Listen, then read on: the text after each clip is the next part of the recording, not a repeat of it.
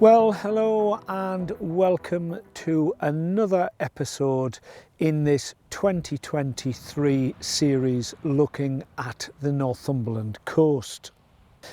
We are literally a mile further north where we finished the last episode in Boomer, and we're here at a place called Longhouton. This beach behind me is referred to as Howdymont Sands or Longhouton Steel Beach. The latter name comes from the rocky headland at the south end of this bay, locally known as Longhouton Steel. As for the name Howdymont, I couldn't find any reference to it or explanation as to how the name came about. So breaking it up into sections, my view on the meaning of the name is this. The How at the beginning of the word comes from the nearby settlement of Howick. In Old English, Howick means enclosed settlement. The D bit is French and is translated as of, and the mont bit is also French, meaning high ground or a mount, and in Latin, mountain. So in my view, Howdymont means an enclosed settlement on high ground, and our next location up the coast will give greater insight into this. The beach here lies on the North Northumberland Heritage Coast, and the Northumberland Coastal Path runs adjacent to it from Boomer just to the south of here. At the north end of the bay, just beyond a short outcrop of rocks, is the idyllic sounding Sugar Sands, so named because of the appearance of the sand there. The sand is not white like refined sugar, but has coarse grains giving a sugary appearance. As with many things in life, the best things are always the hardest to get, and so too are the beaches here. To access either beach, you either have to park in Boomer and then walk north along the coastal path. You can park at Howick Farm to the north and then walk south back along the coastal path. This is a much longer walk, but by coming this way, you come across the site of a Mesolithic house. I will say more about that shortly. The third approach is probably the easiest, coming from the village of Longhouton itself along Crowley Road or Crowley Road.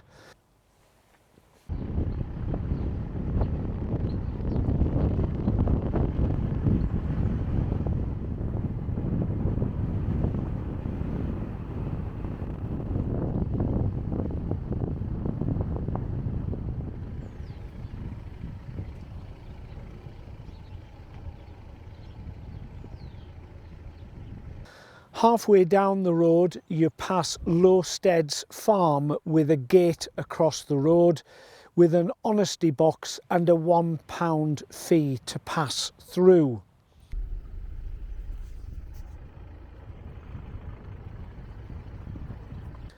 At the end of the road, you will find parking amongst the dunes, though I will point out the earlier you come, the better, as this place does get rather busy, but it is well worth the effort, I can tell you. As with all of the coastal locations here in Northumberland, The recent pandemic staycations has led to these secret corners being discovered and heavily visited during the summer months. Longhouton village is set back from the shore by about a mile. Geographically, it sits midway between the north and south of Northumberland on the highly fertile Northumberland plain. If you look at any map showing the topography of the region, you will see a large expanse of flat land stretching from the Cheviot Hills in the west all the way to the coast. This is what is referred to as the Northumberland Plain. Longhouton has had a very troubled past, being sacked many times during the Anglo-Scottish Wars of the 12th and 13th centuries. Records show times when it was prosperous, producing grain, and other times when it was lying in ruins. As I pointed out in my castle series, this flat plain was the easiest route for an army to march on, either for the English marching north or the Scottish marching south. Transporting an entire army with horses and armour by sea during that period would have been way too difficult. And so why that is significant is that Longhouton, being midway on that Northumberland plain, was right on the route of any army marching north or south, and got annihilated every time a Scottish army marched south. The church here in Longhouton was originally built by the Saxons, but then rebuilt in 1080 by the Normans, and a 45-foot high crenellated tower added for defence purposes rather than religious reasons. Just to the west of the village is an 18th century folly built by Hugh Percy, the first Duke of Northumberland, called Ratchuff Observatory. It was used as a resting place when he and the Duchess were out riding the boundaries of their estate. Riding the boundaries was an essential part of being a duke, an ancient custom and law to keep established the boundaries of the land belonging to you. Ratchuff was meant to be much larger, but only the first stage was built. It was designed by the architect Robert Adam and is now a Grade 1 listed building. It is built on top of the Wyn Sill, which is the name given to a vein of volcanic rock which spans northern England. Here in Northumberland, it stretches from Hadrian's Wall in the south, which sits on top of it for a good portion of its length, all the way north to Lindisfarne, and I will speak more about that at our next location. Although this is called an observatory, it's not an observatory for astronomy, though up here there is very little light pollution. So I guess if you were to lie on your back looking up at the stars on a clear night, you would get a pretty good view of the constellations. From the square observatory tower, the Duke and Duchess would have been able to observe a great deal of their estate. In addition to agriculture, coal, lead and the quarrying of limestone all provided a livelihood for the people here in the past. Today it is populated by the RAF servicemen stationed at RAF Boomer and people seeking a peaceful retirement. Okay, that's all for this spot. I will leave you with some views of the area and I will see you at the next location in a few minutes.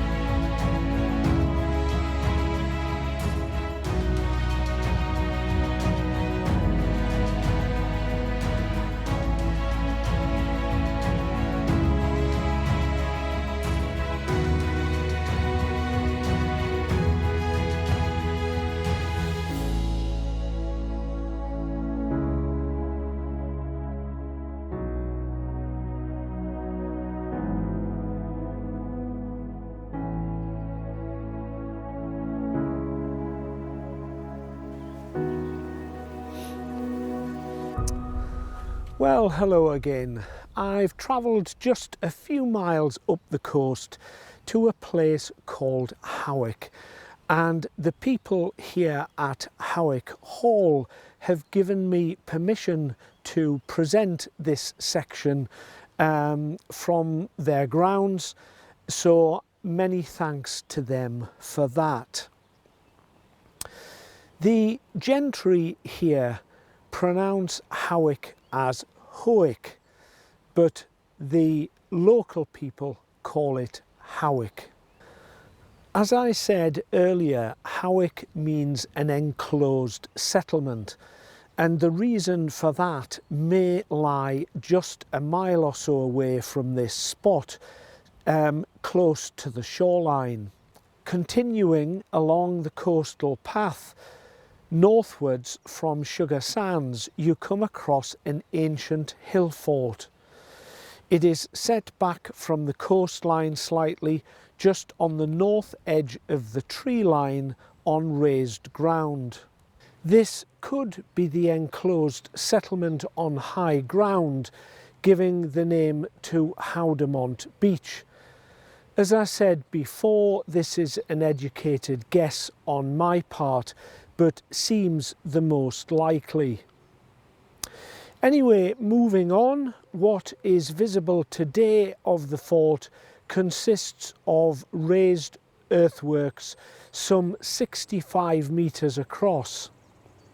It appears to have been a pastoral enclosure rather than a fortification, so maybe the term hill fort is misleading. It is similar to several other such settlements found in the north, all of a similar size and purpose, and all on an elevated site, but showing no signs of having a defensive function. It is thought to be Mesolithic in age. In 1817, the farmer here at that time was ploughing inside the circle and unearthed several Roman sword pieces and some ancient coins. The coins cannot be accurately dated, but are recorded as pre-Roman. As we know, the Romans extended their empire all the way north to Edinburgh, and evidence has been found that they were even further north than that, as far as Perthshire. So it is conceivable that they would have frequented this area during their stay in the north. Just a few metres away from this hill settlement is another Mesolithic site, and this appears right on the edge of the coastal path. Mesolithic means the middle of the Stone Age and started at the end of the last ice age to about 5000 BC. Because the retreat of the ice left the land in northern Britain bare and without pastures, the people had to be hunter-gatherers, moving as their prey migrated from place to place and season to season.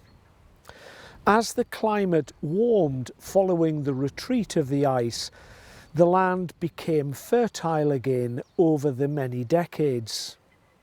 What followed was the Neolithic period, and referred to as the Neolithic Revolution, because people went from nomadic wandering and hunting their prey to living in permanent settlements and living a life of agricultural practices.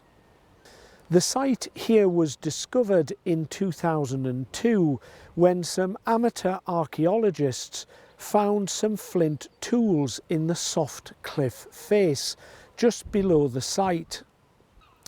When a full survey was done on the site, it revealed a large circular ring of post holes which would have been the frame of a large roundhouse, suggesting that this group of Mesolithic people were living here permanently. The science up until this discovery was that the wandering hunters only built small seasonal shelters during this period.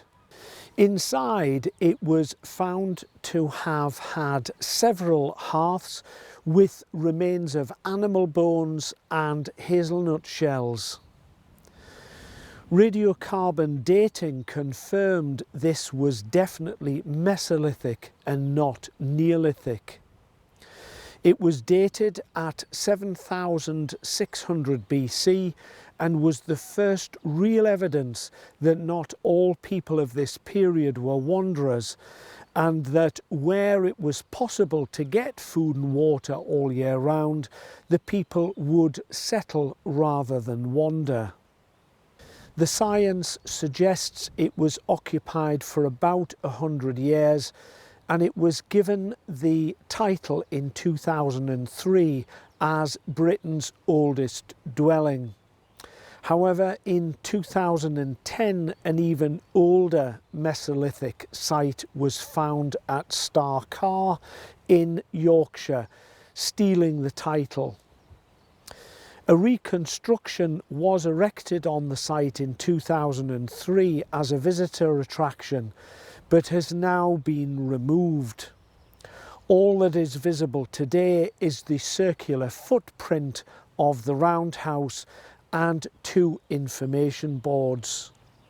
We now come to a much more recent period in history and look at Howick Hall, which was once the home to Charles Grey, a British Prime Minister from 1830 to 1834, and the man Earl Grey Tea is named after.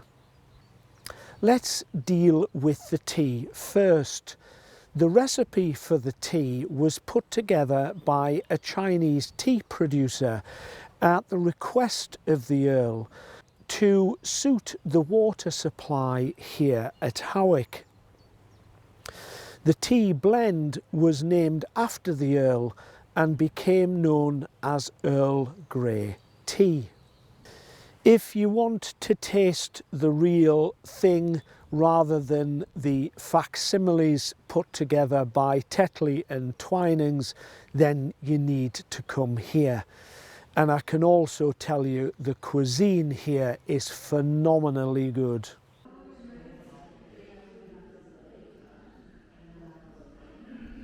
The Grey family history goes all the way back to William the Conqueror, with the first Grey to come to England in 1066 from Cooley in Normandy, called Anquetil de Grey. He actually fought alongside William the Conqueror in the Battle of Hastings and regarded as a true companion to the new conquering King of England. The Grey family initially settled in the south of England, but in 1319 a tower house was built on this site by the first Baron Grey to come north and settle here. It was said to be a well-constructed tower of sizable proportions and a crenellated flat roof.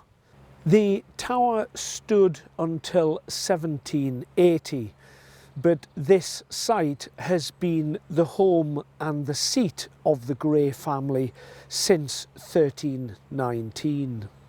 The Grey lineage continued to be closely allied to royalty throughout the centuries until 1553, when Lady Jane Grey, who was the great-granddaughter to Henry VII, became Queen of England for 9 days. Henry VIII's only son, Edward, had died very young, and having no children of his own, he appointed Lady Jane Grey, being a devout Protestant, to succeed him. She only lasted 9 days, as Henry I's daughter, Mary, took the throne from her. Bloody Mary, as she was known, had Lady Jane Grey executed a year later because she posed a threat to her reign. Lady Jane was only 17 when she died in 1554. Mary died through ill health only 4 years later in 1558 and was succeeded by Elizabeth I. Because Elizabeth had no legitimate heirs, on her death in 1603, the succession of the English crown fell to James VI of Scotland and First of England.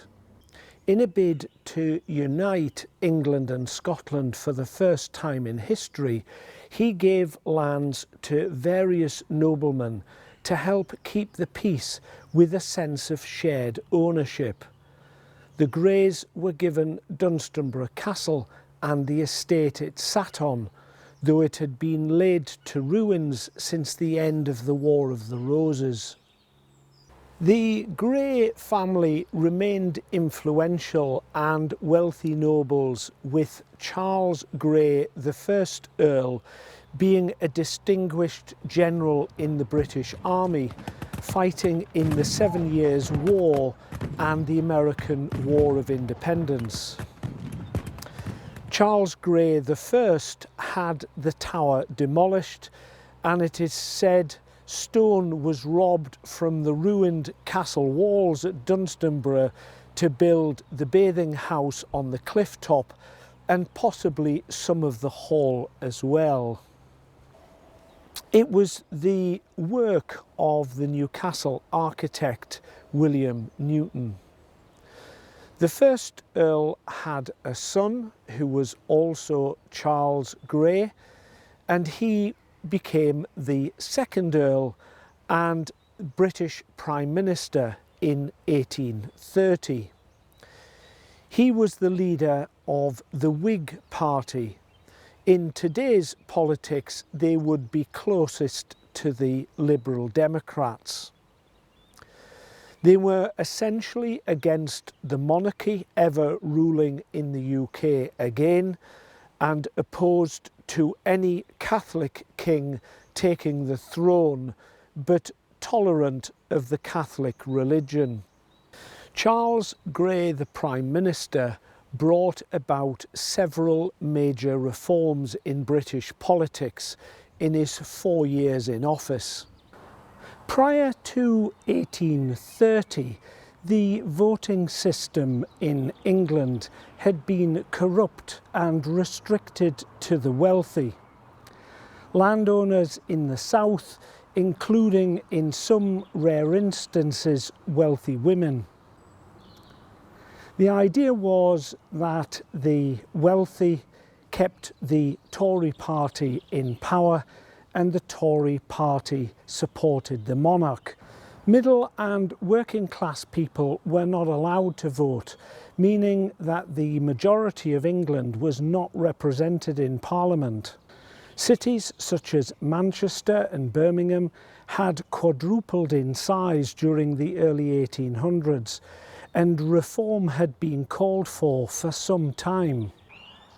It was Charles Grey and his government that managed to put the Reform Bill through Parliament in 1832. It gave middle-class men the vote, including shop owners, tradesmen and farmers, but sadly excluded all women. The reform increased the number of seats in Parliament to over 600 for the first time, removed the corruption and transformed British politics forever. The women had another 86 years to wait before they got the vote in 1918. From the early 1800s, there had been campaigns to end slavery in the British Empire, but all bills had failed during the Tories' domination of British politics. When Charles Grey ousted the Tories in 1830, he managed to get the Abolition Bill through Parliament in 1833. Another monumental moment in British political history. Charles Grey went on to make many reforms, but those were the two most famous achievements. Charles Grey II was not only famous for his politics and the tea, but also for his love affair with the famous Georgiana Cavendish, the Duchess of Devonshire.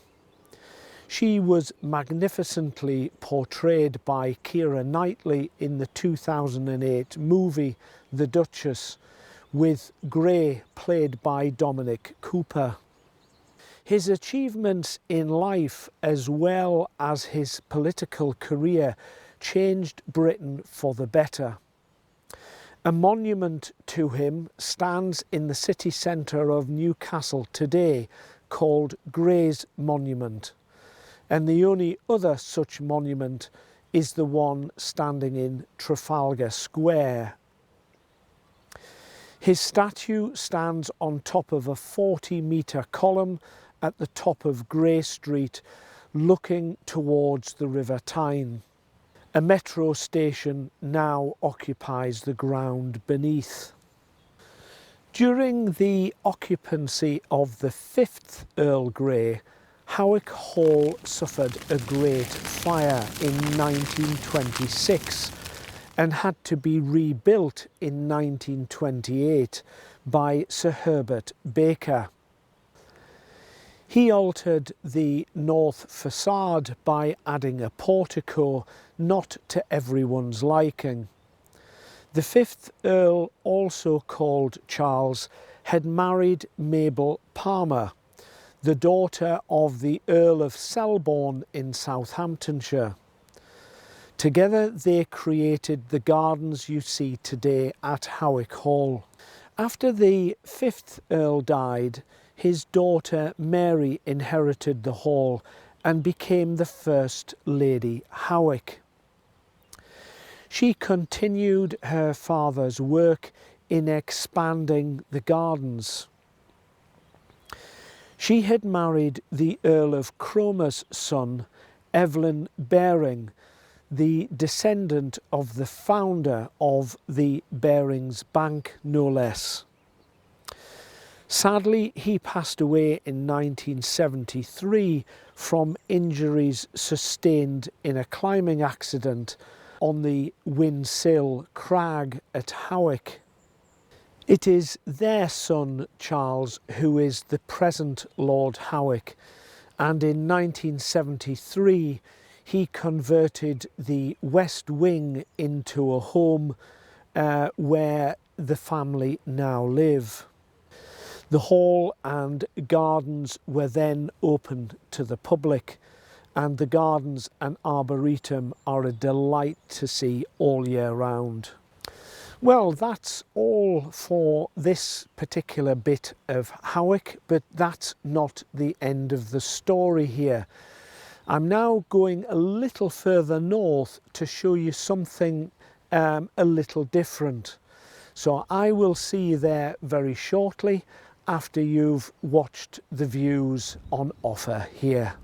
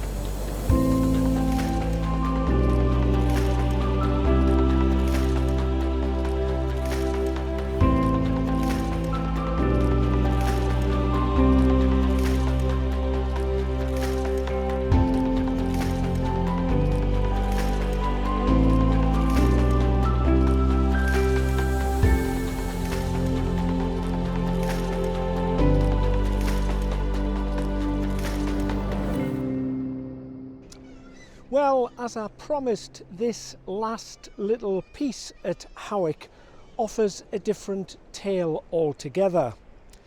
If you watched the original film I made in 2020, you might remember being here once before.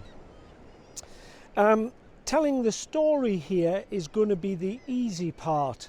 The hardest bit is going to be flying the drone when I've finished doing the narrative. As you can probably hear in the background, there's a very large gull colony here, and they may just attack the drone. So we'll see what happens. This bay is known as Hindson Cove.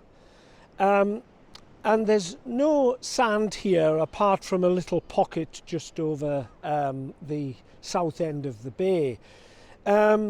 So it's the sort of place for walking and fossil hunting, and not much else. The story here, of course, is another geological one. I'm not seeking to baffle you with geological science, but this particular cove is unique on the Northumberland coast, and understanding why it is here is very important. The main reason the Northumberland coast looks the way it does is due to that huge headland you can see there behind me. The headland is called Cullenose Point, and it consists of dolomite, which is an igneous rock. That means it came from deep underground near the Earth's core, but instead of erupting into a volcano, it spewed out of a huge crack in the ground called a fault line. Fault lines are where earthquakes happen usually. You need to imagine that the Earth's surface is like a cracked eggshell, with all the pieces moving around on a jelly-like egg white inside. Geologists believe the Earth once had a huge landmass called Pangaea, and when this broke up, the continents drifted across the Earth's surface over a period of millions of years and bumped into each other as they went. Head-on collisions formed mountain ranges like the Pyrenees and the Himalayas, while continents that slid past each other resulted in earthquakes. The latter is what happened here at Howick. The land to the north split away from the land at the south and allowed the igneous rock to spew up in between. This diagram shows where all the fault lines are that run in the rocks beneath our feet. The one marked in red is the one that caused the seismic activity here at Howick. Rocks fall into three main groups.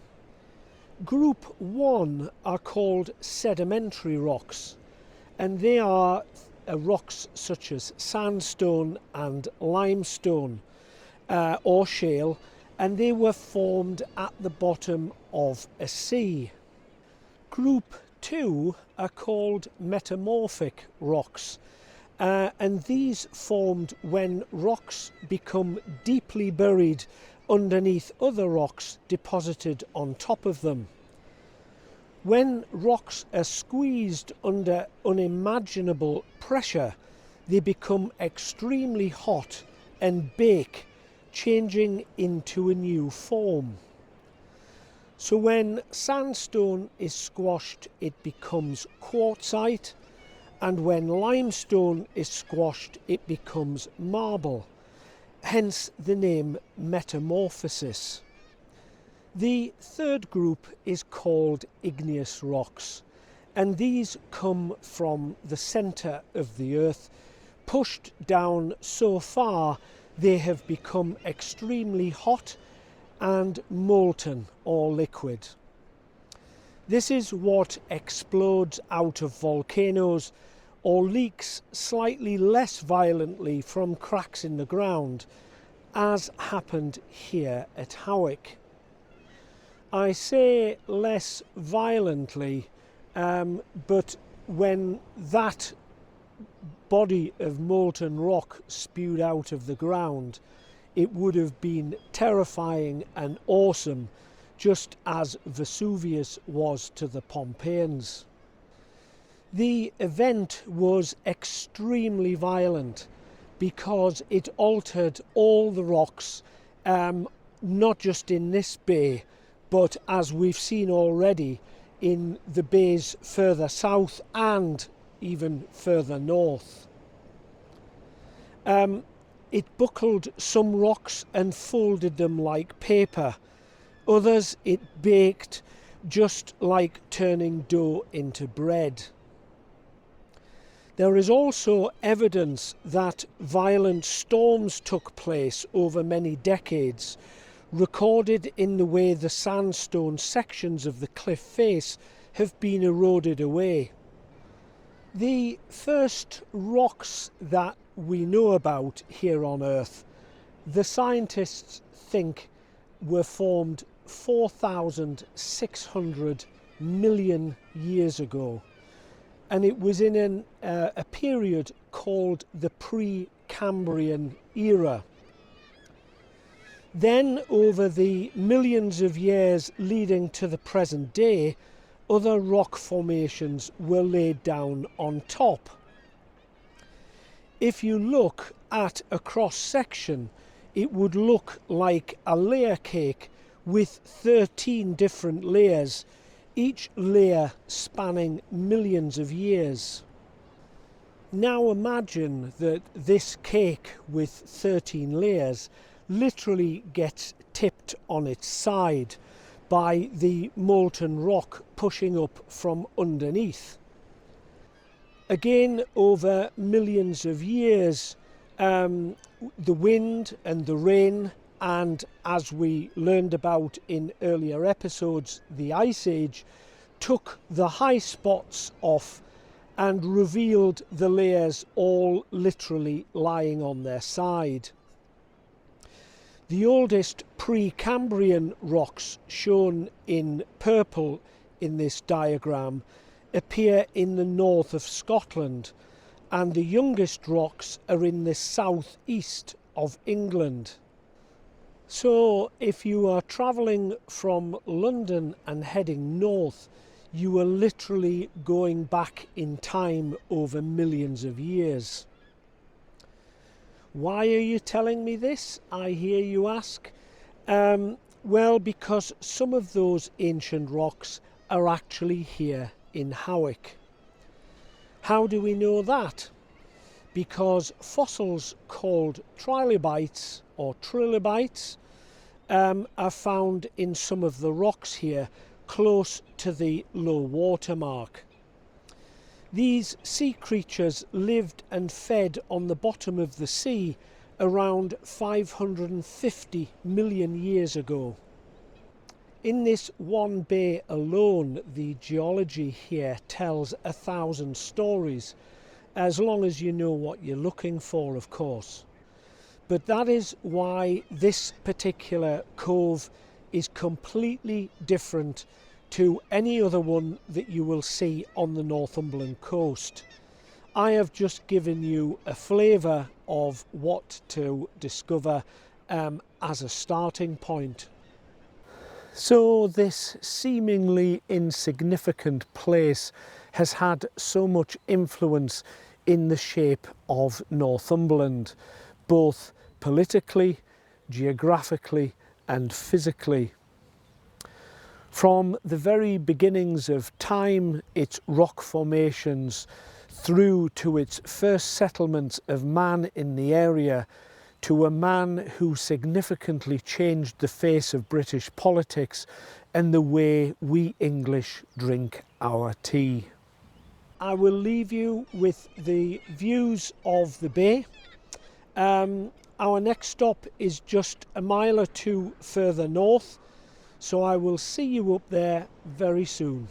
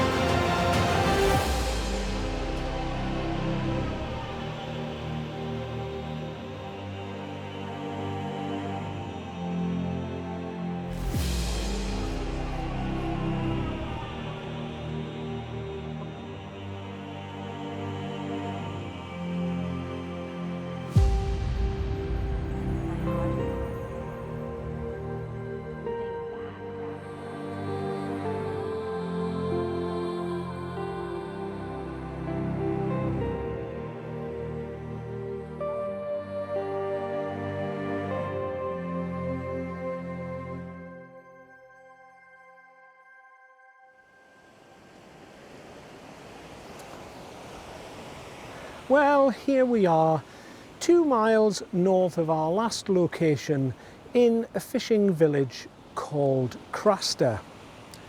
The name Craster actually comes from the Anglo-Saxon, and until 1500 it was spelt Crow-Castra, which means crow's camp. The original settlement was set back from the coast on top of the hill in dense woodland, where crows were likely to nest. Once again, evidence of Stone Age and Iron Age settlements have been found both to the north and the south of where the village lies today. The first records of a village go back to Saxon England. After 1066, any landowner hereabouts had to pay exorbitant taxes to the crown or the ruling baron or both, depending on how much land they owned. When Henry I was King of England, he granted this land to a John Viscount for military services rendered to the crown. In order to reduce his tax, Viscount gave or rented out part of his land to 3 tenants, one of whom was a chap called Albert Craster, and you can see the connection between the name of the village and him. Albert is thought to have come to England from the Rhineland, one of the German nations at that time, and married a girl from Redcar in North Yorkshire called Christiana. Albert and Christiana were the founding members of the Craster family and built a timber hall house where the present Craster Tower is today. In 1255, the sole heiress of John Viscount gave her lands to a Simon de Montfort, Earl of Leicester. He was one of the most powerful nobles of the realm at that time. In King Henry III's reign, he became a very unpopular king, as he had a string of disastrous foreign campaigns to conquer parts of France that failed. He wasted public money on buying his French wife expensive gifts and refurbishing his palaces up and down the land. Simon de Montfort led a revolt against the king, known as the Second Baron's War. He imprisoned the king and seized power. One of King Henry's sons raised an army in a bid to free his father and managed to defeat de Montfort in 1265 in the Battle of Evesham, and his lands were forfeited to the crown. The lands here at Craster were later given to Edmund, the Plantagenet Earl of Leicester. The Craster family were allowed to keep their tenancy though. After William Wallace's success against the English at the Battle of Stirling Bridge in 1297, he planned a foray of attacks into northern England, and as he came down the northeast coast, he sacked and burned many of the villages, and Craster was just one of those. To protect against any future raids, in 1313 the Earl began building the castle at Dunstanburgh, and not long after that the Craster family were able to build a peel tower adjacent to the timber hall at the top of the hill. Both the castle and the tower proved to be more than useful over the next 200 years, as the Scots regularly invaded northern England in a bid to overthrow the English crown. That was until 1513, when they were beaten comprehensively at the Battle of Flodden. After that, the Scots were considered no longer a threat, and the castle at Dunstanburgh was allowed to fall into disrepair. Episode 2 of my castle series the coastal castles, gives you more information on the castle, so please look at that if you wish to have more information. Between 1666 and 1675, the timber hall was replaced with a stone manor house because peaceful times had arrived, especially after the unification of England and Scotland by James VI and First of England. A formal garden was added to the house soon after. The Craster family continued to live in the tower until 1976, and they were great friends with the Grey family from Howick at our last location. The Craster family still own the tower and manor house today, but no longer live there. The tower and manor house can be rented as a holiday location. Look online for Craster Tower House for details. All this time, the village of Craster was up on the hill near to the tower, and nothing existed here in the bay at all.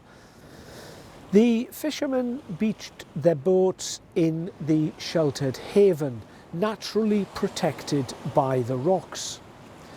It was sometime around 1730 that the village eventually migrated down to the shore, and herring fishing became one of the main occupations. The harbour you see today was only constructed as recently as 1906, and it was constructed in memory of John Craster, who was killed in the Tibetan campaign of 1903. Until 1906, the fishermen used the natural shelter of the cove to launch and beach their boats. Once the harbour was constructed, it allowed the export of crushed limestone from the quarry. The Craster family owned and worked the quarry. The strange concrete construction on the end of the pier formed the foundation for 3 gantries, which allowed the crushed limestone to be transported by an overhead cable bucket system direct from the quarry to the harbour, and then in turn loaded into waiting boats. Today the quarry is a public car park for visitors. Parking can be difficult as it fills up quickly during summer days, so once again, come early to get a space. One of the most famous visitor attractions here is Craster Kippers, a business almost 100 years old, run by L. Robson and Sons. There is a shop where you can buy freshly smoked herring and other fish and seafood products. You can see the fish being smoked in the curing sheds, and the smell of smoked fish can be detected anywhere downwind of the sheds. Apart from the kippers, the majority of people come here to walk the 1.5 miles along the coastal path to see the castle ruins standing dramatically against the skyline on the remote headland. The land between Craster village and the headland belongs to the National Trust and is free to walk over. However, the castle is run by English Heritage and their usual fees apply for entry. Just a few metres along from the Kippers and the Jolly Fisherman Inn is a small art gallery called the Mick Oxley Gallery. Mick, like myself, started out as an art teacher, began art classes for the local people here in Craster, and has now made painting his full-time occupation. Many celebrities own his work, including David Miliband, the MP, and it is a must-see if you are visiting Craster.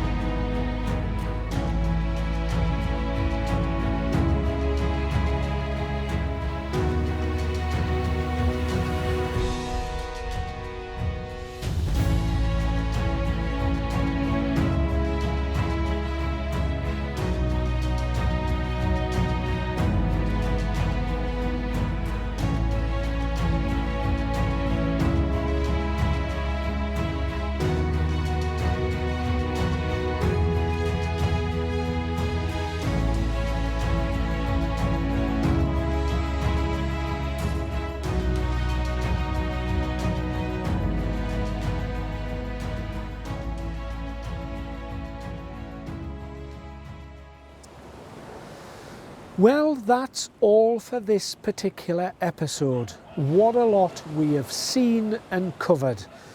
Everything from dramatic coastline in a short 5-mile section to ancient history, halls and castle ruins. If you've enjoyed it, please give it a like. If you haven't already done so, please subscribe to the channel. and don't forget to click on that bell icon to receive notifications of all my latest posts. I'm off a little bit further north, and I will see you up there in the next episode, but for now it's goodbye.